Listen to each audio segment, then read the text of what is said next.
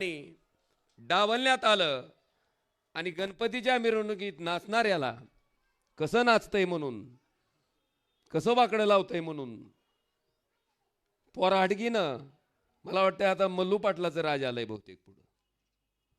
ज्यांना डावल असे संभाजी मामा सलगरजी, सन्माननीय राजजी निकम, महेशजी उपासे, जीवनजी जाधव, राजू मुद्दे, गफूरभाई, सतीशजी लोंढे, क्षीरसागर सर, आपले शेजारचे तांबोळी साहेब, गौसभाई तांबोळी, त्याचबरोबर विकासजी चौगुले. विकासजी चौगुले कुठं आहेत? लय जोरात भाषण केलं गाड्यांना. व्यासपीठावरचे सगळे मान्यवर, आदरणीय व्यासपीठ. आणि मला खरं वाटत होतं, म्हणलं दुपारच्या उन्हाच्या कारात हिने कशाला सभा ठेवली, कोण यायचंय जरा बघा इथं कसे आहे. मला सांग, तुझे वडील जरी दगड फोडत असतील तरी तू केलेल्या कामाची पावती मला वाटते पुढे असलेल्या जनसमुदायामधनं त्या ठिकाणी सगळ्यांना लक्षात येते. आज कोण बी कुणाच्या मागे हिंड नाही. आता आमदार खासदार सुद्धा जसं ग्रामपंचायतचे सदस्य फुटावे तशी फुटायला लागली आणि लागली सुरत मार्गे गुवाहाटीला पळायला. मला वाटतं अशा राजकारणाचं विचित्र चित्र असताना एक दगड फोडीचं काम करणारा तुमच्यातलाच युवक, तुमच्या समस्या जाणणारा युवक, त्याच्या प्रचारासाठी आपण या ठिकाणी एवढ्या मोठ्या संख्येने उपस्थित राहिलात, त्याच्याबद्दल तुमच्या पुढच्या सगळ्या जनसमुदायाचं, माझ्या माता भगिनीचं सुद्धा मी मनापासून या ठिकाणी आभार व्यक्त करतो. बांधवानो, आता निवडणूक खऱ्या अर्थानं नगरपालिकेची आहे. नगरपालिकेची निवडणूक त्या ठिकाणी लागल्याच्या नंतर आपल्या सगळ्याला माहिती आहे, मागच्या 4 ते 5 वर्षापासून धाराशिव नगरपालिकेमध्ये प्रशासकाचं राज्य आहे. प्रशासकाचं राज्य म्हणजे शासनाचे अधिकारी त्या ठिकाणी नगराध्यक्ष पदाचा कारभार सगळा सांभाळतात आणि शासनाचे अधिकारी नगराध्यक्ष पदाचा कारभार सांभाळत असल्यामुळं जी महाराष्ट्रात सत्तेत पक्ष आहे त्या सत्तेतल्या पक्षाच्या सल्ल्यानं ही सगळी मंडळी त्या ठिकाणी कामकाज करतायत. आपल्या सगळ्याला सांगायचंय की सत्ताधारी मंडळीची गंमत काय चालली माहिती आहे का? जसं ही सरकार आलं तसं जिल्हा नियोजन समितीच्या किती कोटीचं होतं? 300 नाही जिल्हा नियोजन समिती 340 कोटीच्या निधीला मंजुरी दिली आम्ही सगळ्यांनी. आणि मंजुरी दिल्या काय नेमकं मांजर आडवं गेलं, तीरचं गेलं मुख्यमंत्र्याकडे की त्या निधीला स्थगिती. बघा, पालकमंत्री सत्तेतली, मंजुरी सत्तेतल्याच माणसानं दिली. राणा पाटील बी त्या बैठकीला होता, पण गेलं मुख्यमंत्र्याकडे. मला राणा पाटलाला विचारायचंय, बाबा रे, आम्ही 2.5 वर्ष त्या ठिकाणी सरकारमध्ये होतो, उद्धव साहेब ठाकरे मुख्यमंत्री होते, त्या 2.5 वर्षात 1 रुपयाच्या कामाला तरी स्थगिती कधी दिली का हो? कधीच दिली नाही. ह्या पटुशाचं सरकार आलं की लगेच पालकमंत्र्यानं 340 कोटी रुपयाची जी कामं केली होती, मंजुरी दिली होती, त्याला स्थगिती. आता पालकमंत्र्याला त्याच्या कामाला स्थगिती दिली की पालकमंत्र्याचं टोकरं फिरलं की त्यानं हे जे 140 कोटीच्या टेंडरच्या कामाला स्थगिती. आता सत्तेत कोण आहेत? दोघं बी. आम्ही कुठं आहो? विरोधात. आणि आमच्या नावानं बोंब ठोकायला लागली ती. अरे बाबा, तुम्ही तुमच्या दोघांच्या भांडणात सगळं वाट लावलंय तुम्ही तुमच्या, आणि ही सिद्ध झालंय. पालकमंत्र्याचं स्टेटमेंट आहे, तुमच्या व्हिडिओ रेकॉर्डिंग मध्ये स्पष्टपणे सांगितलंय की राणा पाटलांनी मुख्यमंत्र्याकडे तक्रार केली म्हणून निधीला स्थगिती मिळाली. आपल्याला माहिती आहे, निलेश राणे इथं येऊन जणू बापचा इस्टेटच इकून त्या ठिकाणी ही विकास निधी आणलाय. ह्या थाट्यात आमच्या कार्यकर्त्याला नाही संधी मिळाली, आमच्या मनासारखं नाही झालं तर आम्ही स्थगिती देतो.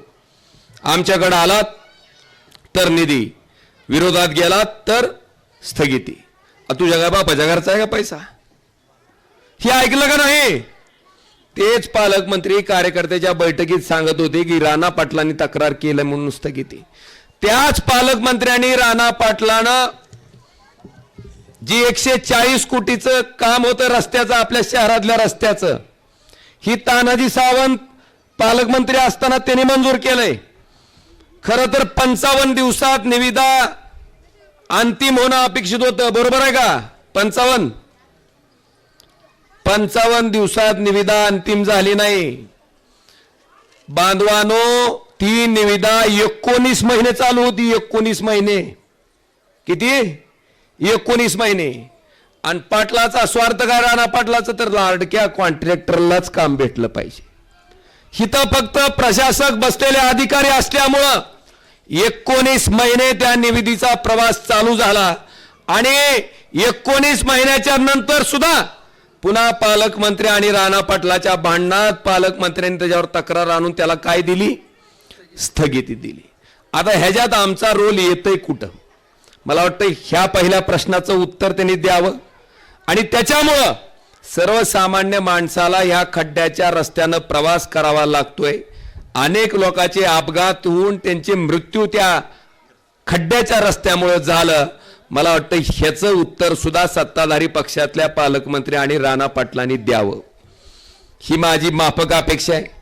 आपल्या माहितीसाठी, आपल्या इथल्या आठवडी बाजारासाठी आपण साधारणतः आपलं सरकार असताना 9 कोटी रुपयाचा निधी त्या ठिकाणी मंजूर केला होता. 10 कोटी रुपयाचा आठवडी बाजाराचा. त्याला स्थगिती का दिली हो? आठवडी बाजाराचं काम काय कैलास पाटलाच्या घरात का ओमराजेच्या घरात होणार होतं? कुठं व्हायला होतं? आठवडी बाजारात. तिथंही लगेच मांजर तीरचं आडवं, त्याला स्थगिती. बांधवांनो, ही स्थगिती उठावी म्हणून आम्ही हायकोर्टापर्यंत गेलो, पण हायकोर्टानं ऑर्डर करून सुद्धा ह्या कामावरची स्थगिती अद्यापपर्यंत उठवली गेलेली नाही. जिजामाता उद्यानासाठी 3 कोटी रुपये आणले होते, त्याला स्थगिती. त्याचबरोबर छत्रपती संभाजी महाराजांच्या उद्यानासाठी 2 कोटी रुपये आणले होते, त्याला स्थगिती. हिंदुहृदय सम्राट बाळासाहेब ठाकरे उद्यानासाठी 2 कोटी रुपये आणले होते, त्याला स्थगिती. का बाबांनो? ही उद्यानं कुणाच्या आमच्या घरात होणार होती का? ह्याला स्थगिती द्यायचं काम ह्या नालायक वृत्तीच्या लोकांनी केलंय. मला आपल्या सगळ्याला विचारायचंय की अशा पद्धतीनं विकास कामाला स्थगिती देणारी माणसं आज विकासाच्या गप्पा हाणायला लागली. ती कसं चालू असतंय? नाकातल्या नाकात बोललं, शुद्ध बोललं म्हणजे लय भारी वाटतंय का? तुम्हाला आठवतं का नाही? पद्मसिंह पाटील किती वर्ष झालं मंत्री आहे या जिल्ह्यातून? 40-45 वर्ष. हा, ह्या ह्यांना चांगलं माहिती आहे. पद्मसिंह पाटील आणि राणा पाटील 45 वर्ष ह्या जिल्ह्याचं काय म्हणून नेतृत्व केलं यांनी? मंत्री म्हणून. मंत्री म्हणून 45 वर्ष नेतृत्व केलेल्या जिल्ह्याची अवस्था काय? केंद्र सरकारनं दरिद्री जिल्ह्याची यादी जाहीर केली देशातल्या. कशाची? दरिद्री जिल्ह्याची. पूर्ण देशात दरिद्री जिल्ह्याच्या यादीत नंबर 3 चा जिल्हा कोणचा? वा वा वा वा, हा ना टाळ्या. हा.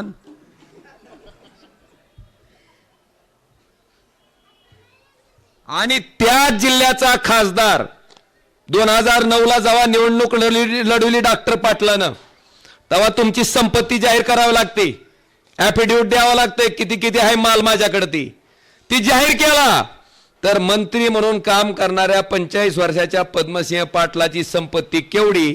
तर देशात क्रमांक 3च्या श्रीमंत खासदाराच्या यादीत पद्मसिंह पाटील मंत्री राहिला कितव्या नंबरला?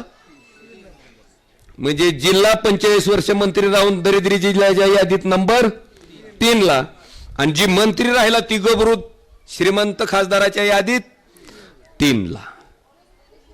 मग विकास कोणाचा झाला हो? आणि ती येऊन आज गप्पा हाणते.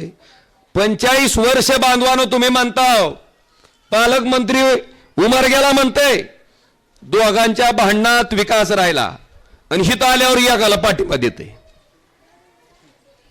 कुठं? मग काय 2 तासातच निर्णय बदलला का? ही त्यांची अवस्था.